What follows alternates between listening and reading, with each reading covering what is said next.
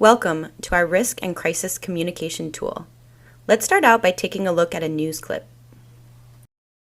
We are back on the case tonight, our ABC News investigation of the filler called pink slime in 70% of the ground beef sold at supermarkets in this country. This picture of the material was sent to ABC News by its maker today. That's the final product that starts with low-grade beef trimmings spun in machines and spritzed with ammonia. So for the second day in a row, we asked America's top 10 grocers and Whole Foods exactly that. These companies either didn't respond or had no comment.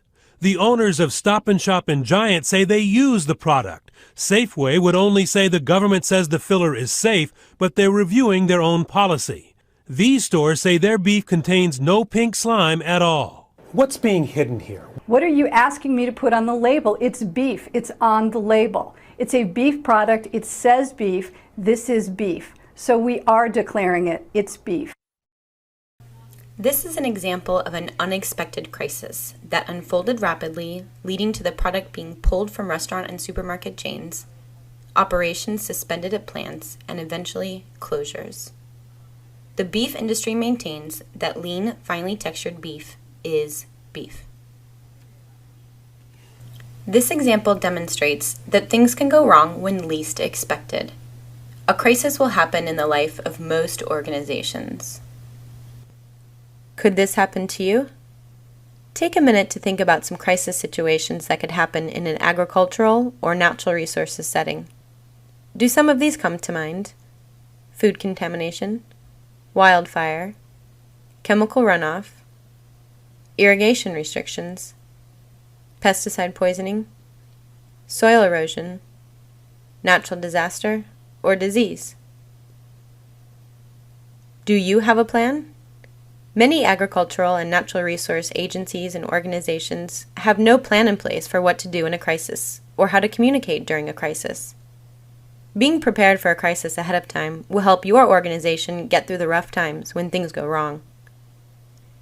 Every organization should have a crisis plan, and one part of that plan should be the integration of crisis and risk communication. What is risk communication? Risk communication informs people about hazards to their environment or their health. Risk communication manages potential problems in a manner that promotes goodwill, disseminates information, and communicates potential crises and emergency situations well. It also encourages prudent action and reduces panic. Take a minute to think about some examples of health and safety issues that your organization or agency could face. Which issues might qualify as risk communication topics? Do some of these come to mind? Water quality, air quality, waste management, or food safety. Risk communication techniques are used to handle both risk and crisis situations. Risk communication allows communicators to lay the groundwork for trust between the community and the organization dealing with the risks. Let's take a closer look at communicating risk. Communication experts agree that 3 elements exist when communicating a risk. The first is the message. Messages are the overall information an organization wants its audience to comprehend. The message should inform and persuade. The goal is for the audience to understand the message and, usually, take a certain action. 2. Medium. The medium for the message depends on the specifics of the situation. It could be a brochure, a billboard, a tweet, or a television commercial. 3. The audience. Risk may vary dramatically in different populations. Targeting a specific audience is extremely important.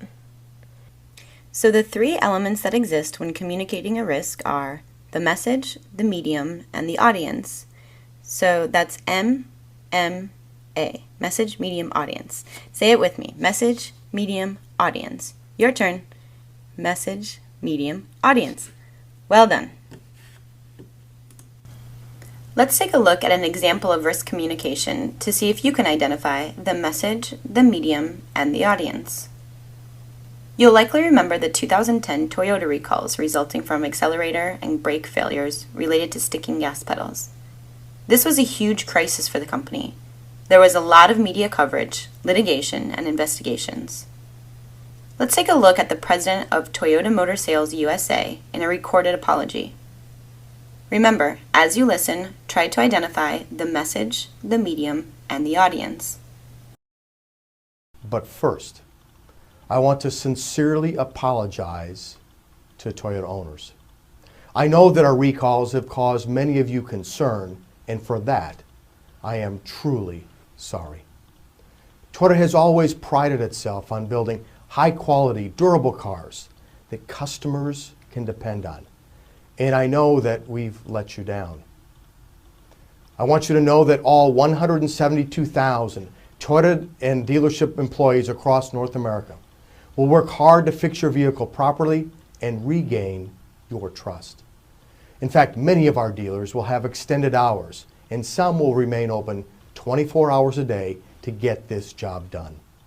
And we're redoubling our efforts to ensure that this does not happen again.